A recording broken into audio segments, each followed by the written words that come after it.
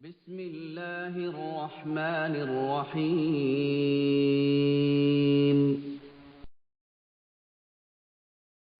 അസ്സലാമു അലൈക്കും വറഹ്മത്തുള്ളാ. ഏവർക്കും മദ്രസ ഹെൽപ്പ് ഡെസ്കിലേക്ക് സ്വാഗതം. പ്രിയപ്പെട്ട കൂട്ടുകാരെ, പൊതുപരീക്ഷ പ്രിപ്പറേഷന് വേണ്ടി നമ്മൾ തയ്യാറാക്കിയ വീഡിയോകളിൽ മുൻവർഷ ചോദ്യപേപ്പറുകളും അതുപോലെ തന്നെ ചില വിഷയങ്ങളുടെ പ്രധാനപ്പെട്ട പാഠഭാഗങ്ങളും ഈ ഒരു ചാനലിൽ അപ്ലോഡ് ചെയ്തിട്ടുണ്ട്. ലാംഗ്വേജ്, മാത്തമാറ്റിക്സ് തുടങ്ങിയ വിഷയങ്ങളൊക്കെ നാം പരന്ന വായനയ്ക്കു പകരം അതിലെന്താണോ നമുക്ക് കൃത്യമായി പഠിക്കേണ്ടത് അതിൻ്റെ മെയിൻ പോയിന്റുകൾ മനസ്സിലാക്കി വെക്കുകയാണ് വേണ്ടത്. അതുപോലത്തെ ഒരു വിഷയമാണ് ലിസാനുൽ ഖുർആൻ. നിങ്ങളുടെ വിശാലമായ വായനയല്ല, മറിച്ച് ആ പാഠത്തിൽ എന്തൊക്കെയാണ് കൃത്യമായി മനസ്സിലാക്കി വെക്കേണ്ടത്, അത് എത്രയും ചുരുക്കമായി ഷോർട്ടായി അതിൻ്റെ മെയിൻ പോയിന്റുകൾ നാം മനസ്സിലാക്കി വെക്കുകയാണെങ്കിൽ അതുമായി ബന്ധപ്പെട്ട് പാഠഭാഗത്തിൽ നിന്നല്ല എവിടുന്ന് തന്നെ ചോദ്യം എങ്ങനെ വന്നാലും നിങ്ങൾക്ക് ഉത്തരം ചെയ്യാൻ കഴിയും. 5ാം ക്ലാസ്സിലെ ലിസാനുൽ ഖുർആനിൽ മാളിയുടെയും മുളാരിയുടെയും പ്രധാനപ്പെട്ട ചില കാര്യങ്ങൾ മനസ്സിലാക്കി വെച്ചാൽ തന്നെ നിങ്ങൾക്ക് ആ ഒരു വിഷയത്തിൽ ഏകദേശം 80% മുകളിൽ മാർക്ക് ലഭിക്കാൻ കഴിയും. ഈ വിഷയത്തിലെ മെയിൻ പോയിന്റുകളെ നമുക്ക് മനസ്സിലാക്കി വെക്കാം. എല്ലാ ഭാഷയിലും അതിൻ്റെ ഗ്രാമറിൽ പ്രധാനമായും നാം പഠിക്കാറുള്ളത് 3 കാലങ്ങളെക്കുറിച്ചാണ്: വർത്തമാനകാലം, ഭൂതകാലം, ഭാവികാലം. അറബിയിൽ മാലി അതായത് ഭൂതകാലം, മുളാരി ഭാവികാലം, ഹാൽ വർത്തമാനകാലം. ഇതിൽ 5ാം ക്ലാസ്സിൽ നമുക്ക് പഠിക്കേണ്ടത് മാലിയും മുളാരിയുമാണ്. അത് നമുക്കൊന്ന് കൃത്യമായി മനസ്സിലാക്കി വെക്കാം. വ്യക്തമാക്കാം എന്ന ഒരു ചോദ്യത്തിൽ മാലി എന്താണ് എന്ന ചോദ്യം തള്ളിക്കളയാനാവില്ല. അപ്പോൾ അതിൻ്റെ ഡെഫിനിഷൻ നമുക്ക് പഠിച്ചു വെക്കാം. അൽ ഫിഉലുൽ മാലി കലിമത്തുൻ തദുല്ലു അലാ ഹുദൂസി ഫിഅലിൻ ഫി സമാനിൽ മാലി. കഴിഞ്ഞ കാലത്ത് സംഭവിച്ച ഒരു പ്രവർത്തനത്തെ അറിയിക്കുന്ന കലിമത്താണ് മാലി എന്നുള്ളത്. അപ്പോൾ മാലിയെ സംബന്ധിച്ച് അത് കഴിഞ്ഞ കാലത്ത് സംഭവിച്ചതായിരിക്കണം എന്നുള്ളത് പ്രത്യേകം മനസ്സിലാക്കിയല്ലോ. ഇനി മാലിയെ സംബന്ധിച്ച് ഒരു പ്രക്രിയയാണ്. അതാരാണ് പ്രവർത്തിക്കുന്നത്? പുരുഷനാണോ സ്ത്രീയാണോ? എത്രയാളാണ് പ്രവർത്തിക്കുന്നത് എന്നതിൻ്റെ എല്ലാം അടിസ്ഥാനത്തിൽ അതിനെ ഒന്ന് നമുക്ക് പരിശോധിക്കാം.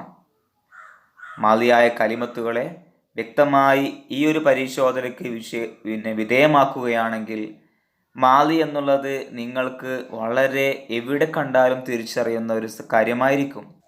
മാത്സ് പോലെ തന്നെ കൃത്യമായി പേനയും പേപ്പറും എടുത്ത് നല്ല പ്രാക്ടിക്കൽ രൂപത്തിൽ ഉദാഹരണങ്ങൾ എഴുതി പഠിക്കുകയാണെങ്കിൽ ഒരു കാര്യം പ്രത്യേകം ഉണർത്തുകയാണ്, നിങ്ങൾക്ക് 6ാം ക്ലാസ്സിലും 7ാം ക്ലാസ്സിലും ലിസാനുൽ ഖുർആനിൻ്റെ ഏത് ക്ലാസ്സിലും നിങ്ങൾക്ക് ഉപയോഗപ്പെടുത്താൻ കഴിയും. കാരണം ഭാഷയും അതുപോലെ തന്നെ മാത്സിൻ്റെയും ബേസിക്കുകൾ, അടിസ്ഥാനങ്ങൾ അതില്ലാതെ മുകളിലോട്ടുള്ള പഠനം അസാധ്യമാണ്. അതുകൊണ്ട് തന്നെ നിങ്ങളുടെ വരുന്ന എല്ലാ ക്ലാസ്സിലെയും ലിസാനുൽ ഖുർആനിന് വളരെ യൂസ്ഫുള്ളാണ് ഈ ഒരു അടിസ്ഥാനമെന്ന് പ്രത്യേകം ഉണർത്തട്ടെ. ഇനി നമുക്ക് മാലിയായ ഫീലുകളെ ഒന്ന് വിശകലനം ചെയ്യാം. ആദ്യമായി ഫാല എന്നുള്ളത് നാം എടുക്കുമ്പോൾ അതിലെന്തെല്ലാം കാര്യങ്ങളാണ് നമുക്ക് കിട്ടുന്നത്? നമ്മൾ പഠിച്ചു വരുന്ന ഒരു രീതി, ഫാല എന്നുള്ളത് അത് മുഫ്രദാണ്, മാലിയാണ്, അതുപോലെ തന്നെ ആയിബാണ് എന്ന് പഠിക്കും. ഇനി നമുക്ക് റിവേഴ്സ് മെത്തേഡിലൂടെ നോക്കാം. ആദ്യം ഇതിൻ്റെ അർത്ഥം പഠിച്ചു വെക്കാം. ഫാല, അവനൊരു പുരുഷൻ പ്രവർത്തിച്ചു. അതിൻ്റെ അർത്ഥം ലഭിച്ചപ്പോൾ തന്നെ നിങ്ങൾക്ക് അതുമായി ബന്ധപ്പെട്ട എല്ലാ കാര്യങ്ങളും മനസ്സിലായി കാണും. അതായത് മാലിയാണ്, മുദക്കറാണ്, ഗായിബാണ്, അതുപോലെ തന്നെ മുഫ്രദ് കൂടിയാണ്. ഈ 4 വിഷയങ്ങളും നിങ്ങൾക്ക് ഒറ്റയടിക്ക് മനസ്സിലായി.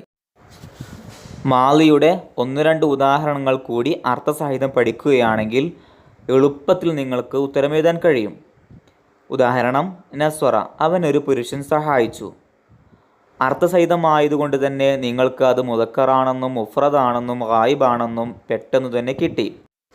അതിന് മുസന്നയുടെ ഉദാഹരണം ഫഅല.